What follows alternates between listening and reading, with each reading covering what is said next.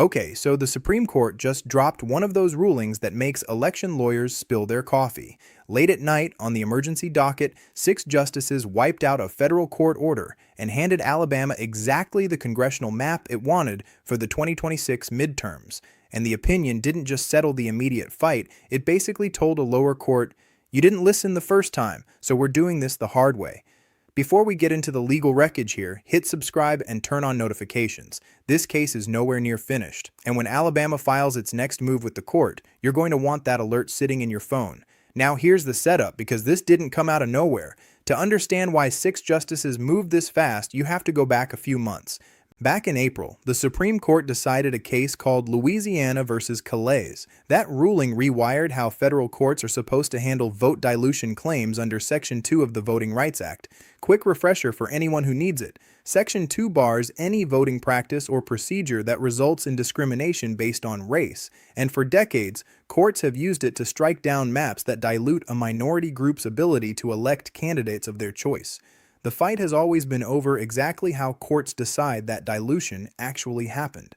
Callais' big takeaway: judges have to separate race from partisan politics, give state legislatures the benefit of the doubt, and stop assuming a Republican-leaning map is automatically racist just because Republicans happen to draw it. That's a meaningful shift in how these cases get evaluated, and it didn't take long for it to start reshaping fights that were already underway.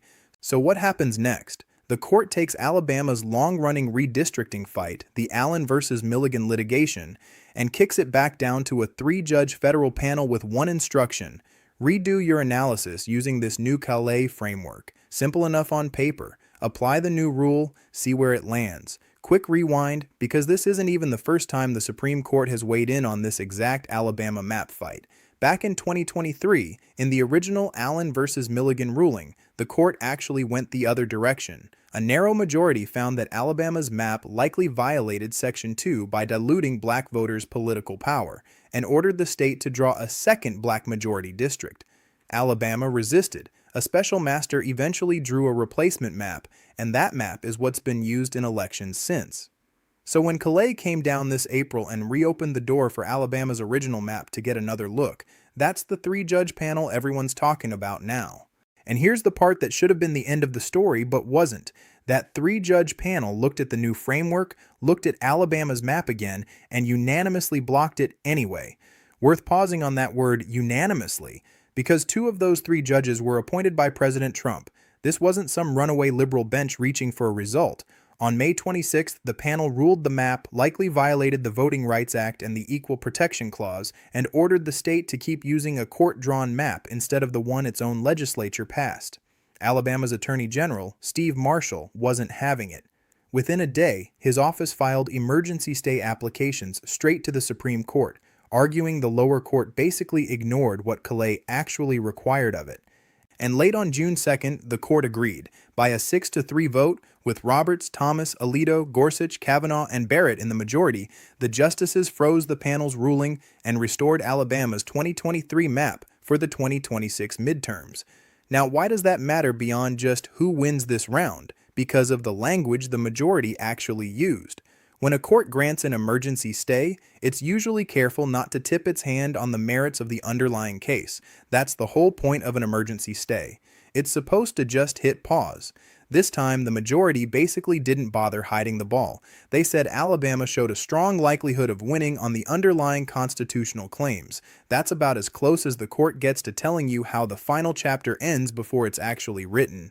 The opinion broke Alabama's win down into a few distinct pieces, and each one is worth understanding on its own, because you're going to see these same arguments show up in redistricting fights in other states.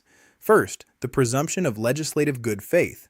The majority said the lower court had effectively treated Alabama's disagreement with prior rulings as proof the state was acting in bad faith. That's backwards, the court said. State legislators get the benefit of the doubt when they draw maps.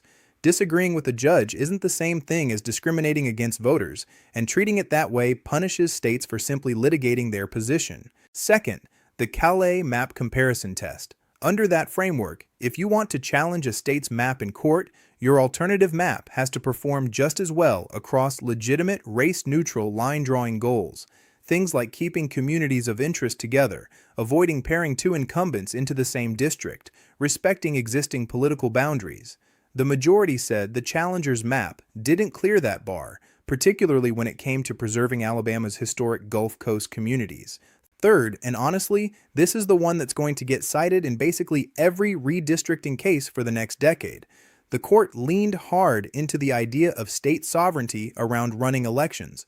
The district court had argued that sticking with its own court-drawn map was simply more convenient logistically for election officials. The majority shut that argument down flatly.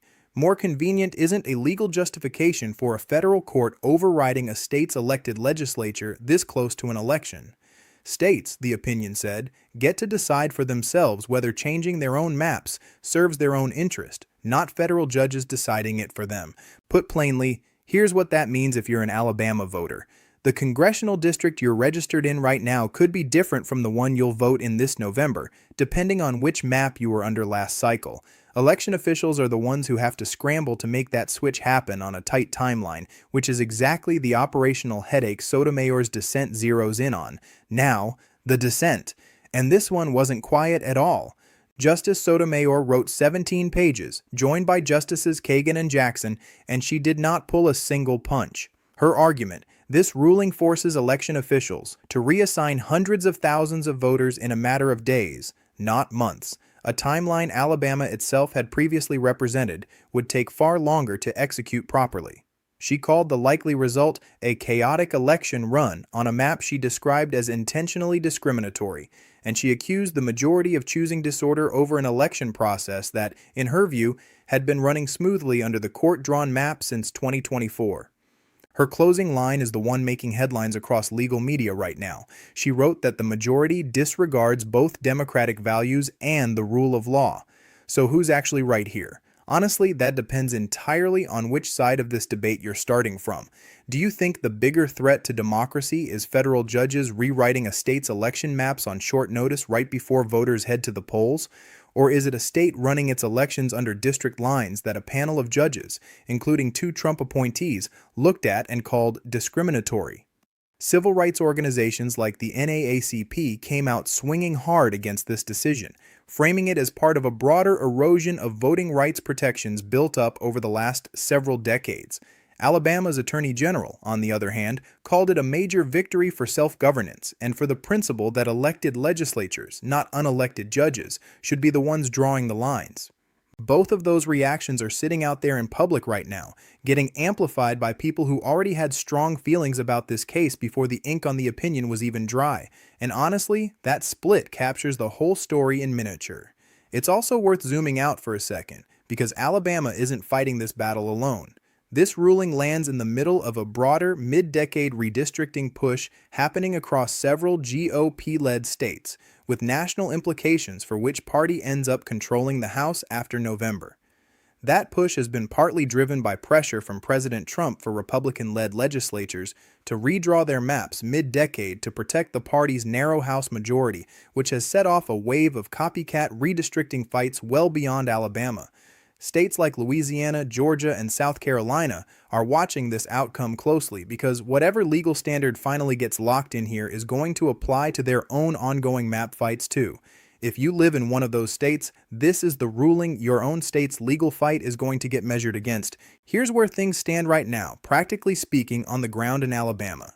Election officials are already moving fast to implement the 2023 map, bypassing the special master's version entirely. For the 2026 midterms, that 2023 map, the one Republicans in the state legislature originally drew, is what voters in Alabama are actually going to see on their ballots. But here's the part that matters for understanding where this goes from here. A stay isn't the final word on anything. It's the Supreme Court hitting pause on one side of the case while the bigger legal fight underneath it keeps grinding forward. Think of it like a referee calling a timeout mid-game. The clock stops, but the game isn't over. For that to actually change, Alabama needs the court to grant something called certiorari, basically agreeing to take up the full case and issue a real final ruling on the merits, not just an emergency pause. Alabama's legal team is expected to push for exactly that, full Supreme Court review of the merits, trying to lock this outcome in permanently rather than leaving it tied to just one single election cycle. If that happens, and given the language in this stay order, it very well might, we're looking at a ruling that could reshape how Section 2 of the Voting Rights Act gets applied nationwide, not just for Alabama, but for every state currently fighting similar redistricting battles in federal court right now. So here's the short version. If you're trying to walk away with one clean takeaway, Alabama won this battle and won it decisively. But the bigger war over what Section 2 actually requires going forward is still very much undecided. The court signaled hard which way it's leaning, but a signal isn't a final ruling, and plenty of emergency docket signals over the years have ended up getting refined, narrowed, or even walked back once a case got full briefing and argument. The minute Alabama officially files that next petition with the court, we'll be right here breaking down exactly what it means and what it means for every other state watching this case unfold. If this kind of breakdown is useful to you, smash that like button, drop a comment with what you think the court should have done here, and share this video with anyone following the redistricting fights happening in their own state. That's what tells the algorithm this content actually matters, and that's what keeps this channel able to bring you these breakdowns the moment they happen, instead of days later after everyone else has already picked the story apart.